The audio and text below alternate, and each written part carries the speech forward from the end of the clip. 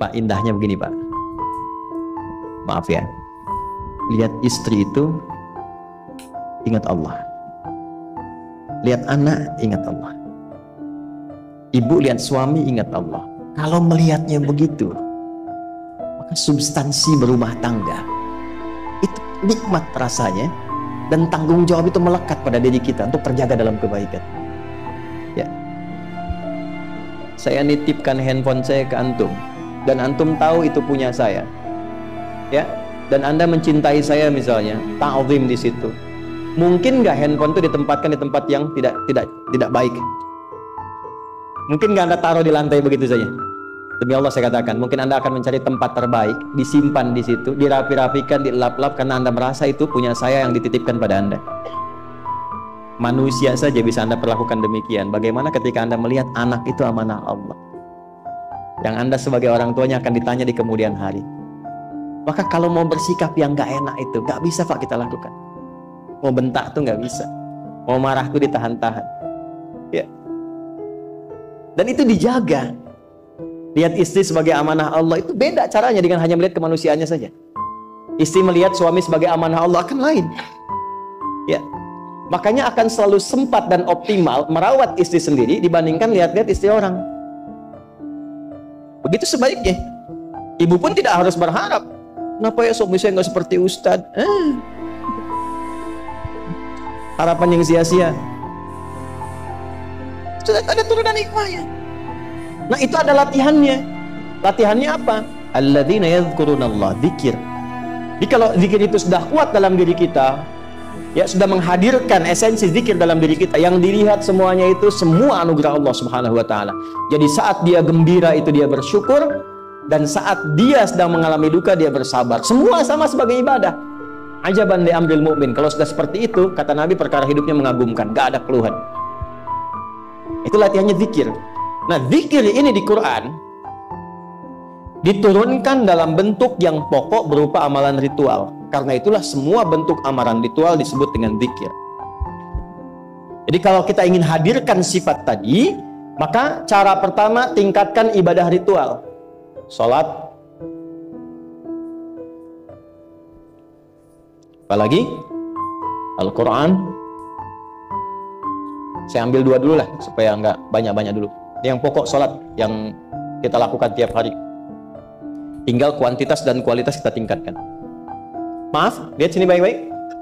Salat itu di Al-Quran disebut dengan zikir. Dalilnya Quran surah ke-20 ayat ke-14. Dan langsung disarikan dengan fungsi ibadah sebagai fungsi hidup kita. Sudah? Perhatikan baik-baik. Innani anallah la ilaha illa ana fa'budni wa aqimis salata lidzikri. Itu dalilnya. Sayalah Allah, kata Allah. La ilaha illa ana, tidak ada Tuhan yang layak dipertuhankan dan layak disembah kecuali saya, Allah. Allah. Bagaimana kenal Allah sebagai Tuhan? Ya, yang layak disembah, yang harus dipertuhankan, kenalnya bagaimana? Mendekatnya bagaimana? Fa'budni, sembah saya supaya kamu kenal saya, dekat dengan saya, tahu saya. Bagaimana caranya? Wa aqimis shalah, tunaikan salat. Jadi kalau pengen dekat dengan Allah, terkoneksi kepada Allah, tersambung, punya sifat tawakal yang kuat, nih tingkatkan salatnya, tambah. Makanya tiap hari kita sholat 5 waktu itu untuk membangun konektivitas dengan Allah. Sebab kalau sudah dekat, aksesnya pun terbuka semua. Itu maksudnya. Anda dekat dengan pimpinan, akses di perusahaannya kan mudah untuk diakses. Ya kan? Kita punya kenalan yang kuat, yang punya sesuatu, aksesnya mudah dibuka. Kita kenal Allah dan dekat dengan Allah, apa yang sulit bagi Allah. Dan ini kita yakin. Nah sekarang Allah kasih jalan. Coba lihat orang-orang dulu, ya. Mereka ketika akan melatih dirinya untuk tersambung kepada Allah, sholat semua, termasuk para nabi, rasul. Tapi dahsyatnya, ketika ada apapun dalam kehidupannya yang sulit Allah mudahkan, minta langsung dikabulkan. Dan sangat luar biasanya seringkali terjadi mintanya lewat sholat.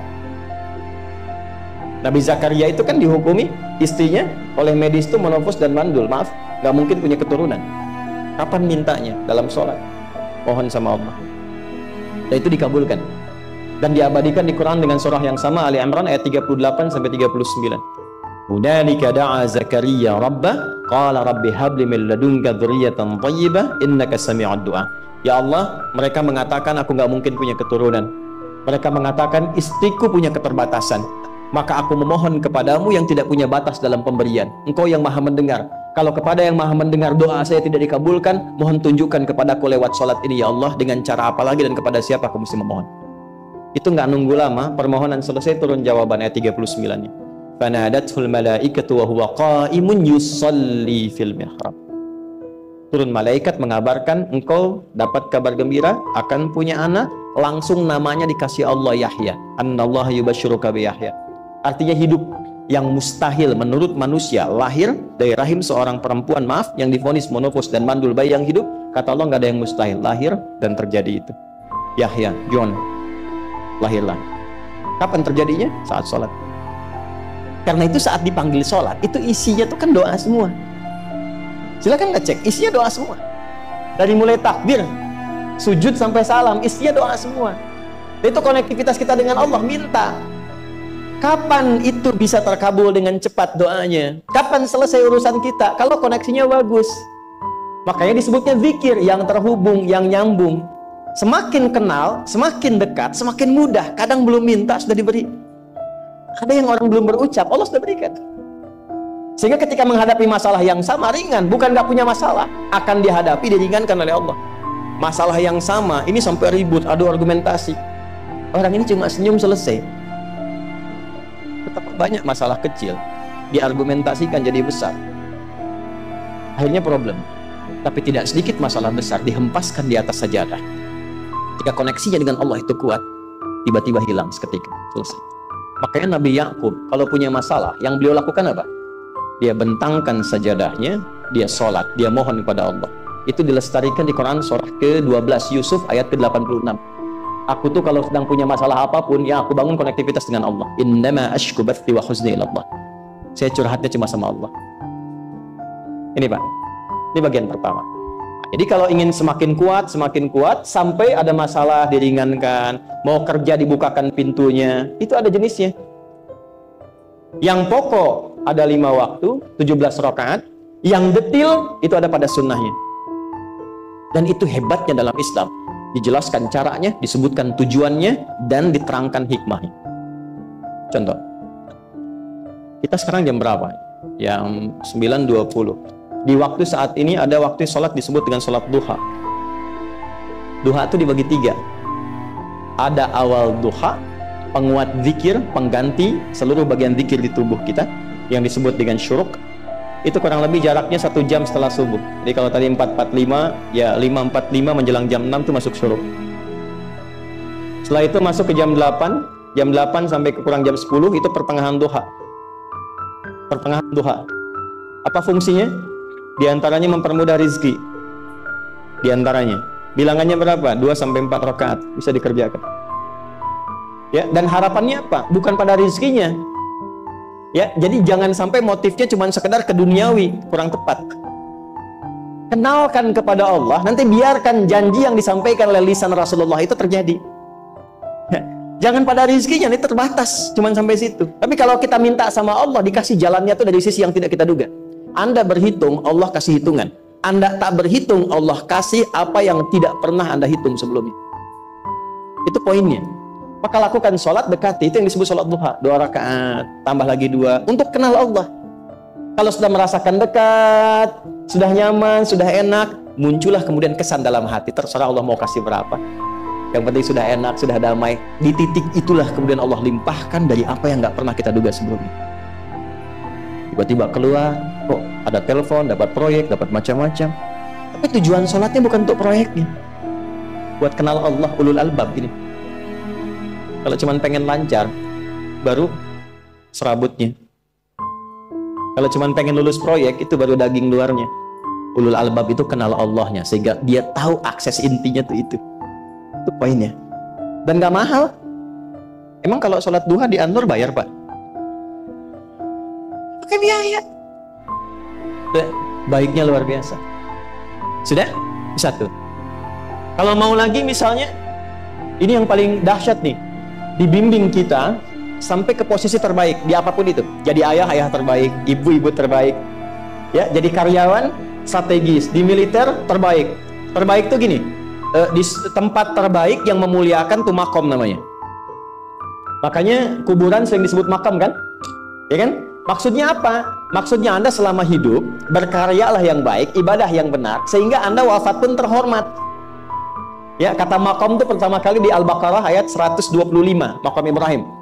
Ya, ketika Allah sampaikan dalam Al-Quran, didapatkan di situ makom Ibrahim, wa idh ja'alna al-baita mathabatan lin-nasi wa amna wattakhidhu min maqami Ibrahim. Makanya kalau kita tawaf itu dari mulai Hajar Aswad kan, sampingnya dekat sekitar 5 meter ada makom Ibrahim kan. Itu tapak kaki pertama beliau meninggikan pondasi Ka'bah, dan di situ diabadikan kemuliaannya sampai beliau wafat. Dikenal sampai sekarang. Ya, setelah sekian abad. Jadi kalau kita ingin terhormat dan masih dikenang sampai kapanpun, itu makom namanya. Tapi ada cara yang lebih hebat. Anda di posisi itu, lawan pun mengakui memang Anda yang pantas ada di situ. Itu namanya makom mahmudah. Makom mahmudah. Siapa yang bikin urutan 100 tokoh paling berpengaruh di dunia? Siapa? Saya tanya, yang nulis siapa namanya? 100.000? 200.000? Dia mencari langsung di Google tuh. Lambat mas, waktu habis. Michael Chart, dia yang nulis. Maaf ya. Urutan pertamanya siapa? Muhammad SAW. Yang nulis itu muslim atau bukan? Kok bisa tergerak hati untuk menempatkan seorang nabi muslim di tempat pertama? Saya tanya begini, kenal Abu Jahal nggak? Ya Allah, makin siang nih, nggak fokus nih. Saya kira cuma di Bengkali saja yang kenal Abu Jahal, sini kenal juga. Baik, Abu Jahal itu, apakah orang ini tidak kenal Nabi? Nah, orang ini tahu kalau saya sebut orang ini berarti kurang bagus ya. Kalau saya sebut beliau berarti baik ya. Abu Bakar saya sebut beliau, Abu Jahal orang ini. Maksudnya Abu Jahal. Apakah orang ini tidak tahu kalau Nabi itu mulia? Nabi unggul, Nabi hebat kan? Jadi mengakui sebetulnya Nabi unggul. Dan bulat dengan Nabi itu dalam olahraga kalah. Dia tahu Nabi itu kuat. Ya. Di dalam cinta juga tahu Nabi paling unggul. Abu Jahal melamar Sayyidah Khadijah ditolak, Nabi nggak lamar, Sayyidah Khadijah minta dilamarin. Ya. Dari sejak itulah dia nggak mau tahu semua yang dari Nabi, pokoknya semua harus jelek. Walaupun dia tahu itu baik. Nggak kenal, sampai nggak menanamkan pada dirinya nggak ingin kenal kebaikan Nabi. Nggak ingin kenal pada sesuatu, itu jahlun namanya. Jadi kalau ada mbahnya yang paling bodoh yang nggak pengen tahu, itu Abu Jahal namanya. Maka sejak saat itu orang ini disebut dengan Abu Jahal. Tapi Abu Jahal pun itu meyakini kebenaran, kekuatan Nabi, cuman karena iri saja. Gitu. Tapi dia nggak bisa nolak. Menilai seseorang di tempat terbaik yang kita nggak bisa nolak dan mengakui memang dia orang yang terbaik, itu namanya maqam mahmudah. Tahukah Anda, jalan untuk mencapai maqam mahmudah itu nggak akan mungkin kita dapatkan kecuali mendekati yang punya semua maqam, yaitu Allah Subhanahu wa Ta'ala. Dan jalannya lewat sholat. Itu lewat sholat. Tapi karena ini levelnya istimewa, tingkat tertinggi, ya prajurit pengen jadi komandan terhebat yang diakui, nggak ada orang nyoal. Di kepolisian pengen jadi pimpinan yang baik dan semua mengakui sehingga nggak ada yang nyoal. Di perusahaan pengen jadi pimpinan yang ideal, ya semua mengakui, nggak ada yang nolak. Itu maqam mahmudah. Jalannya apa? Ternyata nggak pakai uang, nggak pakai koneksi-koneksi yang tidak jelas. Koneksinya dibangun dengan Allah sehingga Allah melembutkan hati semua orang itu untuk menetapkan dia yang terbaik. Sholat.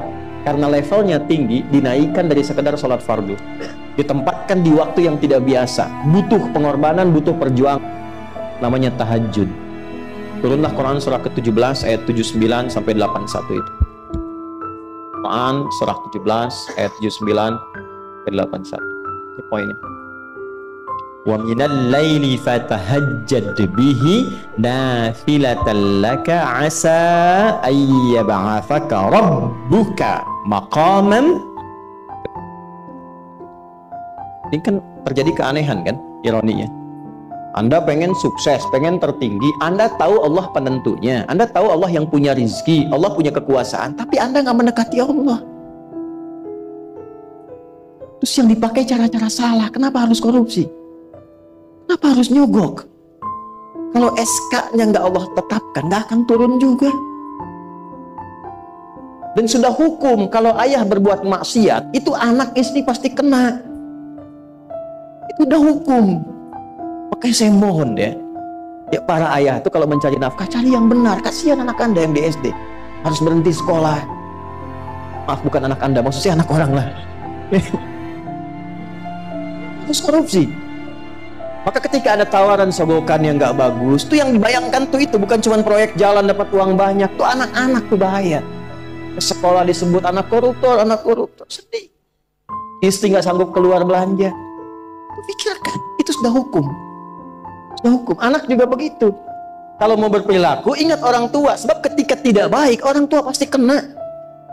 Anak di sekolah berantem, yang dipanggil siapa? Tuanya. Itu selalu terikat. Di rumah tangga itu selalu begitu. Karena nafas itu terikat. Semua saling mengikat. Babnya itu jelas. Nah, balik ke sini. Kalau ingin tingkat yang tertinggi, dekati pemiliknya Allah. Ini. Makanya tuh harus punya itu. Itu ringan kalau sudah punya itu tuh. Allah, saya punya Allah. Saya mau apa? Takut hidup. Kami ditodong pakai pedang. Siapa yang menyelamatkan Muhammad sekarang? Ringan Nabi jawab, Allah. Jatuh pedang. Dibalik, kamu siapa yang menyelamatkan kamu? Bingung. Dan punya Allah itu luar biasa. Ini yang harus tanamkan pada jiwa. Punya Allah sebagai Tuhan. Kalau sudah dekat, kenal, baik dengan itu, akses mudah semua. Dan yang paling indah itu apa? Menerima apa yang Allah tetapkan. Hari ini nggak dapat, alhamdulillah. Saya masih dikasih jalan. Alhamdulillah, besok belum dapat. Ada akumulasi, paham? Nah itu nggak mungkin bisa dapat rasa itu. Salah satunya, ikhtiarnya apa? Nih, tahajud. Dan hebatnya kenapa sholatnya disebut tahajud? Tidak disebut sholat hajat. Ada hajat, ada tahajud, beda. Hajatun, hajada, hajadun, ada tahajjada ya tahajjud, tahajud, beda. Tahajud situ aja. Ini sengaja nggak saya hapus nih. Mana staf saya? Oh, foto nih ya. Saya hafal insyaallah. Tahajud. Asalnya dari kata hajada, gini ya. Ha, jim, dal. Ditambah ta di depannya, lalu ada tasydid sebelum akhirnya. Nih.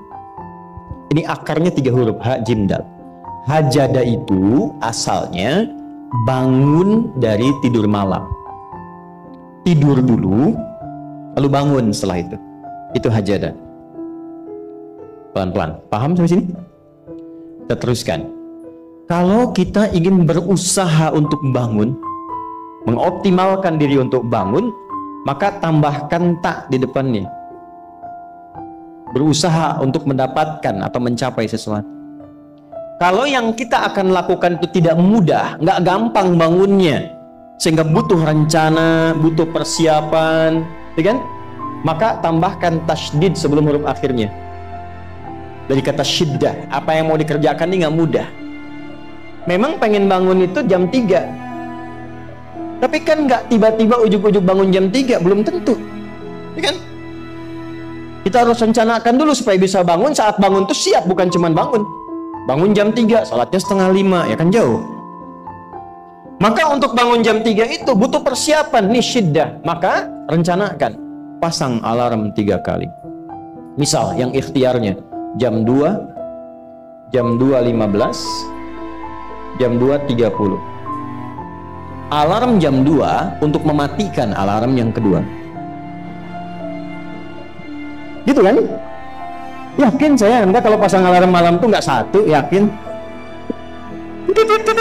Bangun, ceklek.